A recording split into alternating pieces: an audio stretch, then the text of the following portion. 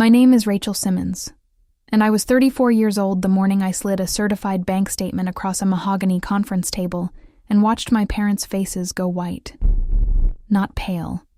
White. The kind of white that happens when someone realizes the thing they believed was buried has just walked through the door wearing a blazer and carrying a manila folder. My father, Frank, sat at the far end of the table. He had his reading glasses pushed up on his forehead, the way he always did when he thought he was in charge of the room. My mother, Judith, was beside him in her good blouse, the navy one she wore to church and to funerals. And next to her, slumped slightly in his chair like the chair itself didn't want to hold him, was my brother Brendan. He was 36 years old, and he had shown up at my apartment door 4 days earlier with a duffel bag and a story about bad luck. I placed the first document on the table face up, then the second, then the third. Nobody said anything for a long moment. My father reached forward to pick up the top sheet, and I watched his hand stop halfway there, suspended over the paper like he wasn't sure he wanted to touch it. "Rachel," he said, "what is this?" "That," I said, "is Grandpa Earl's trust document. The original certified copy, filed with the Franklin County Probate Court in September of 2003. What they didn't know, what none of them had considered, not for a single second, was that I had been building that folder for 2 years, quietly, methodically, the way I do everything. And the reason I started wasn't because I was angry. I had moved past angry a long time before I walked into that room. I started because of what Brendan said to me the night he showed up at my door with that duffel bag and that story about bad luck. And once you hear what he said to me, standing in my own doorway, I think you'll understand exactly why I made the choice I made. Before we go back to that conference room, I want to take a second to welcome you to Betrayal House, the channel where we tell real family stories, the complicated ones, the kind people usually save for a therapist or a best friend at 2 a.m. If you're new here, go ahead and hit that subscribe button so you don't miss what's coming. And if this story already feels familiar to you, if you've ever been the one who was quietly cut out while everyone else smiled at the dinner table and pretended everything was fine, drop your city and your time zone in the comments right now. I want to know who's watching, because this one is for you. Now, let me take you back to the beginning. To understand what happened in that conference room, I need to take you back to a house on Elmwood Drive in Columbus, Ohio, sometime in the early 2000s. The house smelled like burnt coffee and laundry detergent. My mother always ran the dryer in the evening, and by the time dinner was on the table, the whole kitchen had that warm, cottony smell layered over whatever was cooking on the stove. It should have been comforting. Most of the time, it was just background noise. I was the younger child. Brendan was 4 years older, which meant that by the time I was starting to really notice things, the way kids do when they're old enough to compare one household to another, old enough to notice who gets called on first, who gets the window seat, who gets the extra piece of birthday cake without having to ask. He had already been the center of the family's orbit for his entire life. It was nothing dramatic at first. It never is with these things. It was the way my father's face lit up differently when Brendan walked into a room. It was the way my mother rearranged her Saturdays around his soccer schedule and forgot, more than once, that I had a school event on the same day. It was the way Brendan's homework got checked every night at the kitchen table while mine was, implicitly, my own responsibility.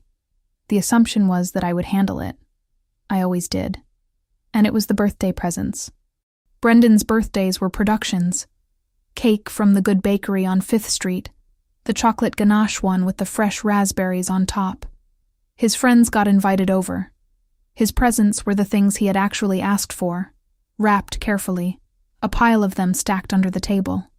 The year he turned 10, my father rented a bounce house for the backyard and set up a sprinkler, and I watched from the back steps while a dozen boys ran through water in the August heat.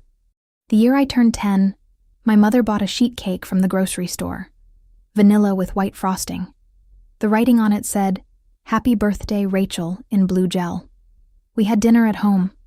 My presents were a 3-pack of athletic socks and a pencil case for school, which I needed and was genuinely grateful for, and a $10 bill from my grandmother and a card that said she hoped I was being a good girl.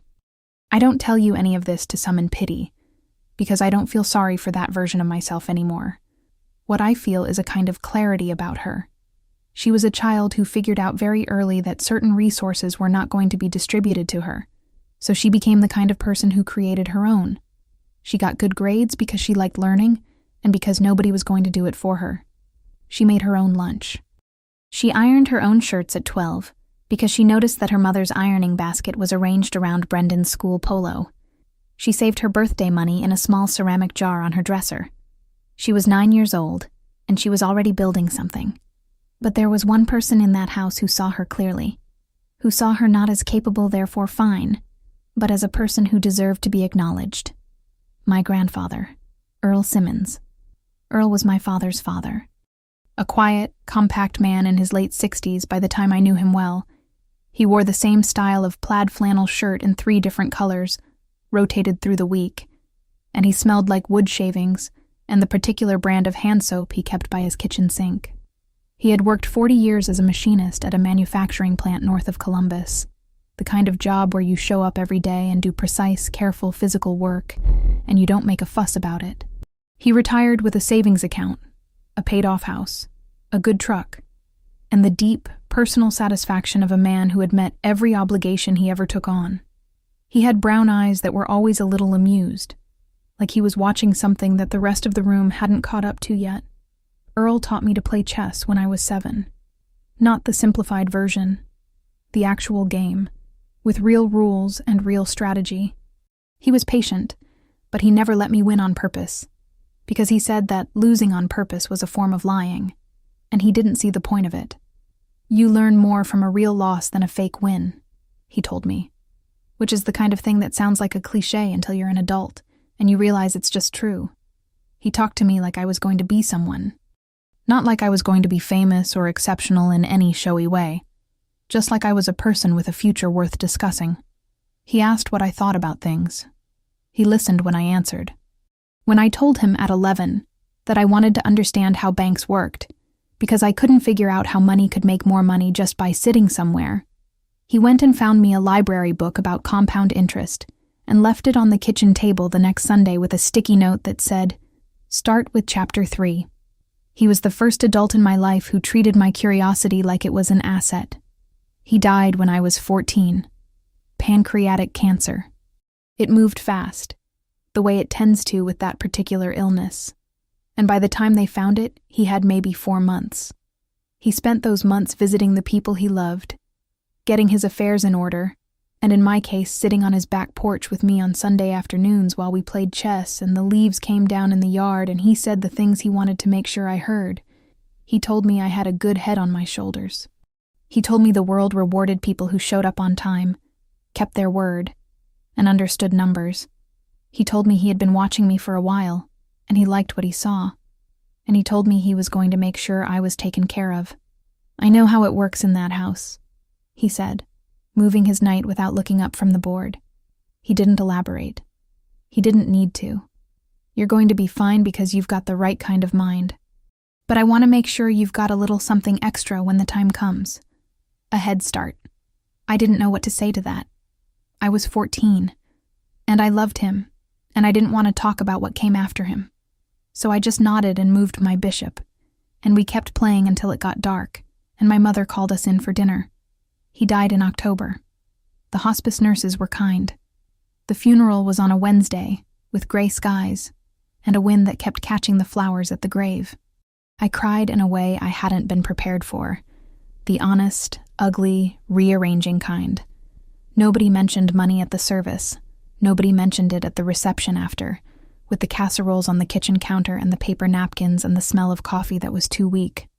Nobody mentioned it in the following weeks, or the following months. By the time I was 15 and had quietly checked out a book about estate law from the school library, because I was 15 and that was exactly the kind of thing I did, I understood enough to know that if Earl had made arrangements, there would be documents somewhere. A will, a trust, a beneficiary designation on an account. I asked my father, once, at the dinner table, "Did Grandpa Earl leave a will?" Frank looked up from his plate. His expression shifted in a way I filed away without fully understanding. "The estate is being handled," he said. "It's a grown-up matter." I said, "Okay." I went back to my dinner. I filed it in the back of my mind under things I didn't have access to yet, and I kept going. I graduated high school with a 3.9 GPA and 2 partial scholarships I had found and applied for entirely on my own, without telling my parents I was doing it until the award letters came. My parents contributed $0 to my college education. Not because they couldn't. Frank had a pension and a steady salary. Judith worked part-time at a dental office. They were not struggling. But because the family's financial attention was arranged around Brendan, who by that point was at a state school an hour away, and receiving $800 a month from my parents to help with what they called expenses. I don't know exactly what his expenses were. I know mine were ramen packets, the cheapest campus meal plan, a shared apartment with 3 roommates where the shower drain was always slightly backed up. I walked everywhere I could to save on gas. I worked 15 hours a week at the campus library, shelving returns and doing my homework at the reference desk when it was slow. I am not telling you this as a grievance. I am telling you this because of what it built in me. I majored in accounting. I chose it partly because it matched the way my mind worked. I had always been someone who found order in numbers, who felt calmer with a balanced ledger than with a blank page, and partly for a reason I didn't fully articulate to myself until later. I wanted to understand money at a level that nobody could talk around me on. I wanted to be fluent in the language that seemed to govern everything. Who had power? Who owed what to whom? Who was allowed to make decisions and who wasn't? And why? Numbers, I had discovered, do not lie the way people do. They have a kind of structural integrity that I found deeply comforting when very little else was. After graduation, I went to work for a mid-sized auditing firm in Columbus. The work was precise, systematic, and largely invisible. The kind of work that keeps organizations honest without anyone thanking you for it. I liked it. Within 3 years, I had passed all 4 sections of the CPA exam on my first attempt. The CPA, Certified Public Accountant, is one of the harder professional certifications in the financial world. It's divided into 4 separate examinations covering financial accounting and reporting, auditing procedures, business environment and concepts, and tax law. Each section has a pass rate somewhere around 50%. Completing all 4 represents a meaningful threshold of competence in understanding how money moves, where it comes from, and what happens when it goes somewhere it shouldn't. I passed all 4 sections on the first try. I called my mother the week after the results came in. I told her I had passed. She said, "Oh, that's wonderful, honey. Did Brendan tell you he's thinking about going back to school? He might do an MBA." I said I hadn't heard that. I hung up and put the certification in a frame and hung it on the wall above my desk. I looked at it for a moment. Then I went back to work. Over the years that followed, I developed what my colleagues at the firm called a nose for discrepancies. I was good at finding the thing that didn't quite fit, the number slightly off from what it should be, the transfer without a clear paper trail, the authorization that didn't match the account it was supposed to come from. I worked mostly on corporate audits, reviewing large organizations' financial records for accuracy and compliance. But the skills transfer. The logic is the same whether you're reading a Fortune 500 company's consolidated financial statements or a 14-page trust document filed in a county probate court. What my family never knew, what I never told them, because they never really asked about my work in any detail, was exactly how good I had become at reading documents that most people find impenetrable. They knew I worked with numbers. They thought I was the quiet one who liked spreadsheets. That was fine. That was, as it turned out, perfectly fine. My father called me one Tuesday evening in late autumn and asked, with the casual tone of someone asking a favor of minor inconvenience, whether I could take a look at some of the family finances. He said he was getting his affairs in order and thought it would be useful to have another set of eyes. I said sure. I didn't tell him what I was already beginning to think about. By the time that phone call came, I had built what I would describe as a careful life. A small apartment on the north side of Columbus, clean and deliberately organized. Every surface had a reason for what was on it. I owned my car outright and maintained it on schedule. I had an emergency fund covering 6 months of expenses across 2 accounts, a high-yield savings for immediate access, a money market fund for the longer buffer. I had been contributing to a Roth IRA since I was 23, maxing it out in the years when my salary allowed. I had no debt beyond a manageable mortgage that I had qualified for on my own income without asking anyone to co-sign. I had built all of this by myself, from nothing, starting from zero, while working full-time and studying for professional exams and showing up to family dinners where the conversation was approximately 80% about Brendan. Brendan, by this point, had collected a notable history. He had graduated eventually, 5 years after starting, with a communications degree, and immediately decided he wanted to open a restaurant. The restaurant concept became a bar concept when the restaurant numbers didn't pencil out. The bar got through the permit application phase before the money ran out. There was a period of drifting. Then a fitness studio, some combination of gym and wellness concept, that lasted 11 months before the lease became a problem. Brendan went through a separation around that time. His wife left quietly and relocated, and nobody in the family talked about it directly. Throughout all of this, my parents covered the gap. I didn't know the total amount then. I found out later, when I found other things. The Christmas dinner that year, my father stood up from the table with his wine glass and looked at Brendan with the expression he reserved for his son's announcements. "To our boy," he said, "who is going to make us all very proud when this new venture gets off the ground." Brendan grinned and talked about the concept and the team he was assembling, and the location he was scouting. My mother leaned forward and asked questions with genuine enthusiasm. I passed the bread basket, topped off my water glass, and did the math quietly in my head. The hours I had worked that year, the vacation days I hadn't taken, the exact contribution I had made to my retirement account to hit the annual maximum. 3 weeks after that dinner, my father called with a voice I didn't recognize immediately, lower than usual, careful with its phrasing.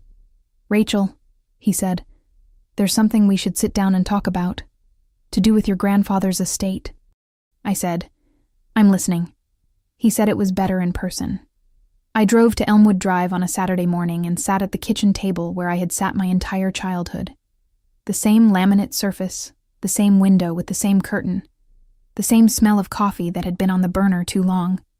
My father sat across from me. My mother stood near the counter, which was the position she tended to take when she wanted to be involved in a conversation, but also preserve the option to be peripheral to it. Frank cleared his throat. He explained slowly that Earl had left behind a sum of money, that the family had needed to make decisions about how to handle it, that he hoped I understood. "How much?" I said. He said $87,000. The number landed on the table between us and just sat there. "And where is it now?" I asked. My mother came forward and put her hand over mine. Her rings were cold from having been near the window. "We invested it in Brendan's new business," she said. The word invested sat in the sentence, doing a lot of heavy lifting.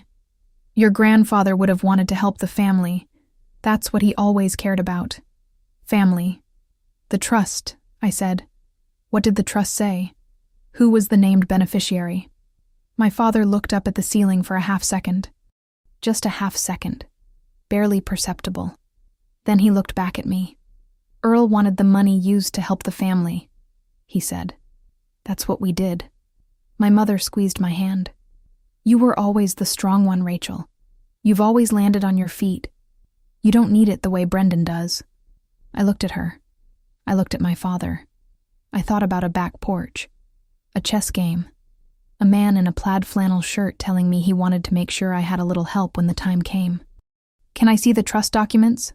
I said. Frank said the attorney had handled everything. I asked which attorney. He said he couldn't remember the firm off the top of his head. I said that was fine. I said I understood. I thanked them for letting me know, which I meant sincerely. I genuinely thanked them, because now I knew what I was looking for. I hugged my mother at the door. I drove home. I sat in the parking garage for 4 minutes, not thinking, just sitting. Then I went upstairs, opened my laptop, and started looking. The first thing I did was call Margaret Osey. I had met Margaret 2 years earlier through a colleague who mentioned her as someone worth knowing, an estate attorney with a reputation for being precise, unhurried, and entirely without sentimentality about legal facts. She specialized in wills, trusts, and the technical process by which assets legally pass from one person's ownership to another when the first person dies. She had handled enough contested estates to recognize the shape of one immediately. I told her the situation. She listened without interrupting. When I finished, she was quiet for a moment. "You believe a trust existed," she said. "My grandfather told me he was creating one, 4 months before he died. He told me he wanted to make sure I was taken care of. I never saw the actual document." "But you believe it was formally filed?" "Yes. He mentioned having met with an attorney. He was organized. He took his responsibilities seriously." Another pause. "All right," she said. "Here's what I need you to understand." She explained the mechanics clearly. A revocable living trust is a legal structure, a formal, documented arrangement, where a person places their assets into a fund that is managed by a designated person called the trustee, who is legally obligated to distribute those assets to the named beneficiary under the conditions the trust specifies. The person who creates the trust is called the grantor. Earl would have been the grantor. The trustee, the manager, would have been whoever Earl appointed. And the beneficiary, the person legally entitled to receive the assets, would be whoever Earl named in the document. The critical point, Margaret said, is that the trustee is not the owner of the assets. They are the custodian. They have a fiduciary duty, a legally binding obligation, to act in the beneficiary's interest and to follow the instructions of the trust document. A trustee who redirects trust assets to someone other than the named beneficiary isn't making a judgment call. They're committing what's known as a breach of fiduciary duty. In practical terms, it's the civil law equivalent of taking something that belonged to someone else and giving it away without permission. It can also be characterized as conversion of assets, using property that legally belongs to another person as if it were your own. Margaret asked what I needed to find to verify. I said, the original trust document, the estate records from probate court, and any banking documentation showing how the trust assets had moved. She said, "Then let's find out exactly what we're working with." I already had a very good idea. I just needed the paper to confirm it. What most people don't know is that probate court records in Ohio are public documents. Probate court is the division of the legal system that handles estates, the formal process of administering a person's assets after they die. When a person creates a formal trust or will and it goes through this process, a record is created and filed with the court, and in Ohio, and in most states, those records are accessible to any member of the public who requests them. They're not published. They don't show up in a Google search, but you can walk in or submit a written request and receive certified copies of filed instruments. I submitted a records request to the Franklin County Probate Court for the estate of Earl Thomas Simmons, deceased, October 2004. 6 business days later, I was sitting at my kitchen table with a 14-page certified copy of a trust document. I read it 3 times. Earl Thomas Simmons had executed a revocable living trust in August of 2003, 14 months before he died. He had done it with a licensed attorney, filed it correctly, and named his beneficiary with complete legal specificity. The sole beneficiary of all assets held within the trust at the time of Earl's death was Rachel Ann Simmons, me, to receive the full amount upon reaching the age of 25. I had turned 25 9 years earlier. The trustee, the person Earl had appointed to manage and distribute those funds, was Frank Howard Whitford, my father. The total assets held in trust at the time of Earl's death, $80,400. I set the document down. I went to the kitchen. I ran the tap cold and poured a glass of water and stood at the sink, looking out at the parking lot below while the refrigerator hummed behind me. I stood there for a while, long enough for the water in the glass to stop catching the light in a certain way. Then I went back to the table. I submitted a second request, this time for the banking records associated with the trust account. Margaret had explained that trustees are legally required to hold trust assets in a separately designated account, in the trust's name, and to keep those funds completely separated from any personal finances. The legal term for mixing them is commingling, and it's prohibited specifically because it makes it harder to track whether the assets are being managed as required. While I waited for those records, I started a spreadsheet. I listed everything I had established so far, in chronological order. Dates, dollar amounts, full legal names. I printed the trust document and placed it in a manila folder. I labeled the folder with a strip of masking tape and a black marker. I wrote, Earl, Trust. The banking records arrived 11 days later. I spread them out on the kitchen table beside the trust document and went through them line by line, the way I had gone through hundreds of financial records during audits over the years. I did not rush. I made notes in the margin with a mechanical pencil. The trust account had been opened in November 2004, 1 month after Earl's death, in the name of Frank Howard Whitford, trustee, Simmons Living Trust. The opening deposit was $87,400. Frank had, at least in that first step, done what he was legally required to do. He had established the correct account and moved the assets into it. What came next was the opposite of what he was legally required to do. 3 wire transfers. November 2019, $29,000 transferred from the trust account to an account in the name of Brendan R. Whitford. March 2020, $31,500, same destination. September 2021, $26,900, same destination. Total disbursed, $87,400, to the dollar. Every cent of what Earl had set aside for me moved in 3 installments over 2 years into my brother's personal account. Each transfer had been authorized by Frank Howard Whitford. Each one was signed with his full legal name. And on each authorization form, beside his signature, he had written a notation that I read 3 times to make sure I was seeing it correctly. F. Whitford, trustee, Simmons Living Trust. He hadn't done this informally. He hadn't written a personal check. He hadn't told himself a story about family generosity and hoped nobody checked. He had signed each transfer using his fiduciary title, the specific legal designation Earl had given him, the title that represented his obligation to me, and he had used that legal authority to direct my inheritance into his son's account. He had known. Every single time. I sat at the kitchen table for a while with the papers spread out in front of me, the highlights going yellow under my pen, and I thought about what this meant. Not as a daughter, as an auditor. He had not made a careless mistake. He had not been confused about what the document said. A trustee does not sign transfer authorizations using their fiduciary title by accident. He had looked at a legal document that said his daughter's name. He had opened a bank account specifically to hold that daughter's inheritance. And then he had waited 15 years from the time the account was opened. And when his son's businesses started failing, he had made a decision. 3 decisions. Deliberate, documented, legally attributed to his role as the person Earl had trusted. I picked up a yellow highlighter and marked every transfer authorization. I printed 2 complete sets of everything. I bought a new, thicker manila folder and organized the contents chronologically with color-coded adhesive tabs. Blue for the trust document and its associated probate filing, yellow for the transfer authorizations, green for the banking statements showing the opening balance and the withdrawals. I labeled the folder with a strip of masking tape. I wrote, Evidence. I texted Margaret that same evening. I have everything we need.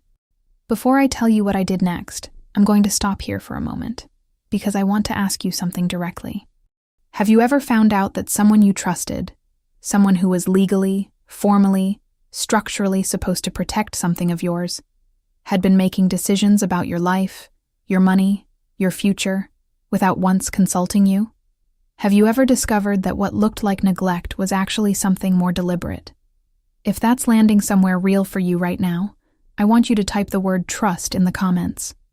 Just that word. You don't need to explain anything else. And if you haven't subscribed yet, please do that now. Hit the bell too.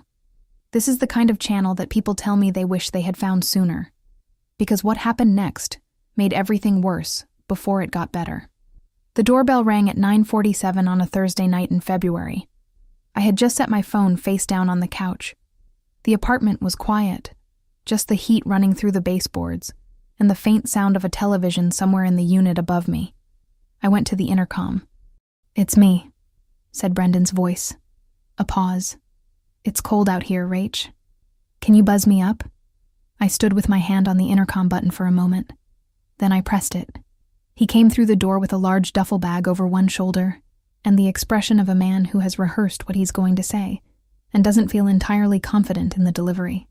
His jacket was too light for February. His eyes had the slightly unfocused quality of someone who had been in motion for a while without sleeping well. "The business didn't work out," he said, before I could say anything. He dropped the bag near the door. "I know. Before you say anything, I know." I hadn't said anything. I was listening. He sat down on my couch without being invited to. I stayed standing. He told me the story. The co-working space concept had needed a lease extension it couldn't get. The investors had read the numbers and stepped back. There were some debts. He waved his hand in a way that suggested the amount was uncomfortable to specify. He had been staying with a friend, but that situation had run its course. He needed somewhere to land. Just temporarily. A few months, maybe. He looked up at me from the couch with the expression I had been watching my entire life. The expression of someone who had never, not once, fallen without being caught. "Your family," he said. "You can't just leave me on the street. That's not who you are." I looked at him. "How long are you thinking?" I said. He said a couple months, maybe 3. I told him I would think about it. I didn't tell him what I was already thinking. I walked him back to the door. I said goodnight. 2 days later, my mother called. "Rachel, your brother is going through a difficult time." Her voice had the particular cadence she used when she was advocating for something she had already decided. "You have the space. You've always been the stable one. It's just a temporary situation, just until he gets back on his feet." I said I was considering it. 3 days after that, my father called. He did not start with a request. He started with a statement, delivered in the measured tone he used when he had thought something through. "If you don't help your brother right now, when he genuinely needs it," he said, "you are going to carry that regret for the rest of your life. Especially when your mother and I aren't here anymore to hold things together. Family is family, Rachel. That's the one thing that doesn't change. Family is family." I sat with that phrase for a long time after I hung up. I turned it over in my mind the way you turn over something you found on the ground, trying to figure out what it is.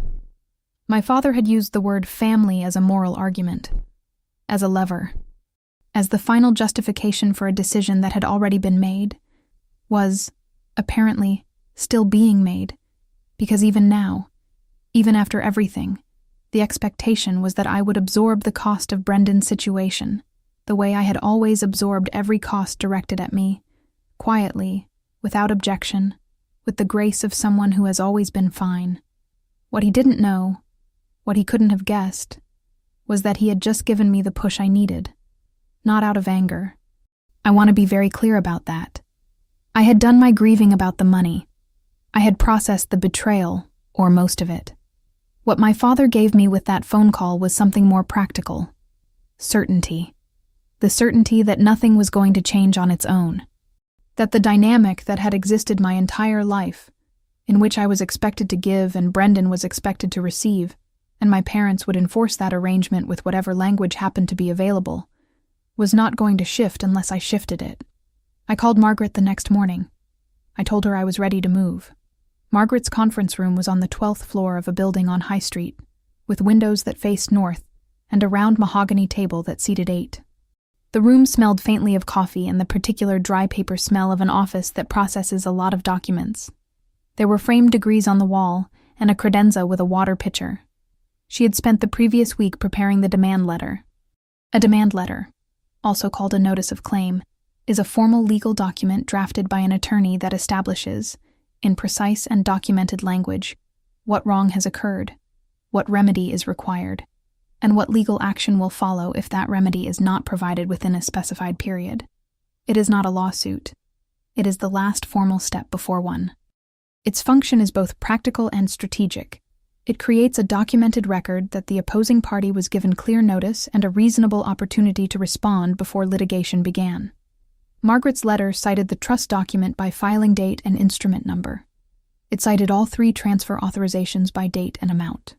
It cited the relevant statutes of Ohio law, specifically the provisions governing breach of fiduciary duty and the standard of care required of a trustee, and it named Frank Howard Whitford, in his capacity as the appointed trustee of the Simmons Living Trust, as the party responsible. It demanded full restitution of $87,400 within 30 calendar days of the date of service, with the alternative being the filing of a civil action in Franklin County Common Pleas Court. I asked Margaret to frame the meeting invitation neutrally. I sent my father a message saying I wanted to sit down as a family and talk through some questions I had about Grandpa Earl's estate, that there were a few things I didn't fully understand, and I thought it would be better to discuss them together, rather than over the phone. I said I thought Brendan should be there too, since it involved the whole family. My father called back within the hour. He sounded relieved. He said, of course, whatever I needed, he was glad I was finally ready to talk this through. The night before the meeting, I laid my clothes out on the chair. I packed the folder carefully, checking the tabs. I went to bed before 10, and I slept without difficulty, which surprised me until I thought about it, and then didn't surprise me at all. In the morning, I made coffee. I showered. I got dressed slowly and deliberately, the way you get dressed when you want to feel like yourself. I drove to Margaret's building. I arrived 12 minutes early. I sat in the reception area and looked at my phone and waited. And I felt something I can only describe as very quiet. Not absent, not numb, but quiet. The way a room feels the moment before something that has been a long time coming finally arrives. They came in together at 9:09. My father in front, his jacket buttoned, his reading glasses on his forehead. My mother behind him, the navy blouse, her good earrings. Brendan last, hands in his jacket pockets, scanning the room. Frank saw the table, the documents already arranged in front of my chair. Margaret at the end, with her notepad and her neutral expression. Me across from the three of them, sitting straight. His face changed. Not dramatically. Just a small, almost imperceptible recalibration. "What is this?" he said. Margaret said, "Please sit down, Mr. Whitford. There are some documents we need to walk through." They sat, and I opened the folder. I did not rush. I had thought about the order carefully, and I placed each document on the table the way I had planned. Not aggressively, not theatrically, just one at a time. Face up, centered where everyone could see it. The first was the certified copy of Earl's trust. "This is Grandpa Earl's revocable living trust," I said, "filed with the Franklin County Probate Court in September of 2003. I obtained a certified copy 6 weeks ago. On page 2, paragraph 4, you'll find the beneficiary designation. My full legal name, Rachel Ann Simmons, the sole named beneficiary of all assets held in trust at the time of Earl's death." My father reached forward slightly. His hand stopped before it touched the paper. "The trust also names the trustee," I said. Page 1, paragraph 2, Frank Howard Whitford. A sound from my mother, small and abrupt, like she had meant to suppress it and almost succeeded. "This," I said, placing the second document, "is the trust account's banking record. Opening balance of $87,400 in November of 2004. Established 1 month after Earl died. The account was opened correctly, in the trust's name, with Dad as the authorized trustee signature." I watched my father's jaw tighten almost imperceptibly. "And these," I said, placing the third sheet, "are the 3 transfer authorizations. November 2019, March 2020, September 2021. Each one authorizing a wire transfer from the trust account to an account in Brendan's name, and each one signed, Dad, you'll recognize your own handwriting, as F. Whitford, Trustee, Simmons Living Trust." The room was quiet. I let it be quiet for a moment. Brendan looked at the documents, then at my father, then back at the documents. Something was moving across his face. Not guilt, exactly. Something more confused than guilt, as if a narrative he had been living inside had just developed a crack. "This is insane," he said. "You're doing all of this over money? Over something that happened years ago?" I looked at him. I kept my voice even and my hands still. "No," I said. "I'm doing this because Earl wanted me to have it. He went to an attorney, he filed the paperwork. He named me by my full legal name, and you spent it." Brendan opened his mouth. He closed it. My father said, "Rachel, you have to understand. We were trying to do what was best for the family. The business needed capital. We thought Earl would have wanted—" "Dad," I said. "You were the trustee. That's a legal title, not a suggestion. Not a general license to use the money how you think best. You signed those transfers using that title 3 times. That means you knew exactly what the document said and what your role required every single time you signed." He looked at his hands, which were flat on the table in front of him. My mother said, in a voice that was almost a whisper, "We thought you were doing fine, sweetheart. We thought you didn't need it." "I was doing fine," I said. That was never the point. Margaret slid the demand letter across the table. She explained it clearly and without elaboration. What it required, what the timeline was, what the next step would be if they chose not to respond. She was professional and measured and did not add anything editorial. My father picked up the letter. He read it. I watched his face go through several things in the span of about 10 seconds. Something like disbelief, something like calculation, something that might, underneath it all, have been the beginning of shame. Then his expression settled into a kind of careful stillness, and I thought, there it is. This was the moment I had been in the flash forward at the very beginning of this story. The mahogany table, the folder, the white face. What they had not known, none of them. Not when Frank signed the first transfer in 2019. Not when Brendan accepted the money, without asking where it came from. Not when my parents called and told me I was the strong one who always landed on her feet. Was that the quiet daughter who liked spreadsheets had been doing the one thing she had always done best. She had been paying attention. Frank and Judith hired an attorney within the first week after the meeting. He reviewed the documentation they brought him. According to what Margaret conveyed to me afterward, his assessment was straightforward. The instruments were clear. The authorization signatures were unambiguous. The legal framework governing trustee liability in Ohio was well established, and contesting the claim would require his clients to argue, in a public court filing, that a trustee's decision to redirect assets from the named beneficiary to his own son was consistent with his fiduciary duty. It was not a defensible position. He advised them to settle. On the 19th day after the meeting, 11 days before the 30-day deadline, Margaret received a wire confirmation. $8,400, plus $4,200 in calculated interest covering the period from when the final transfer had been made to the date of restitution. $91,600 total. Cleared and confirmed. To fund the restitution, Frank and Judith liquidated a piece of property, a small undeveloped lot they had held for years as a passive investment, something they had planned to either sell eventually or pass along. I don't know the full particulars. I didn't ask.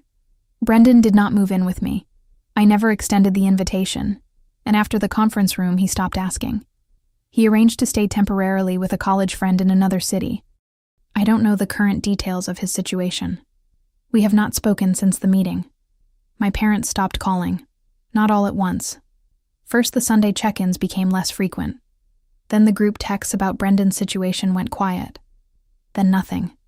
For several weeks the phone stayed silent in a way it hadn't been in years, and I noticed the absence the way you notice the absence of something you've grown so used to that you stopped registering it as a presence. A clock that stops, a fan that shuts off in the night. It took me a while to identify the feeling that replaced it. It was rest. I opened an investment account the week after the wire transfer cleared. I labeled it internally, on a note in my own records, not officially, the Earl Thomas Simmons account. This isn't a legal designation. It's a personal one. A way of keeping the money connected to its origin and its intention, because Earl had not left that money carelessly. He had thought about it, planned for it, sat with an attorney and gone through the steps to make sure it went where he meant it to go. He wanted me to have a head start. He was right that I would be fine without it. He knew that. He left it to me anyway. Because being fine on your own doesn't mean you didn't deserve something. A few weeks after the account was opened, on a Sunday morning in early spring, I drove to the cemetery where Earl was buried. The oak trees had started leafing out, that first pale, tentative green of April. Not fully committed yet, but clearly on its way. I sat on the grass beside his headstone for maybe 20 minutes. I brought nothing with me. I said the things you say when you've been waiting to say them for a while and you finally have a reason to believe they're landing somewhere. I told him I had found the document.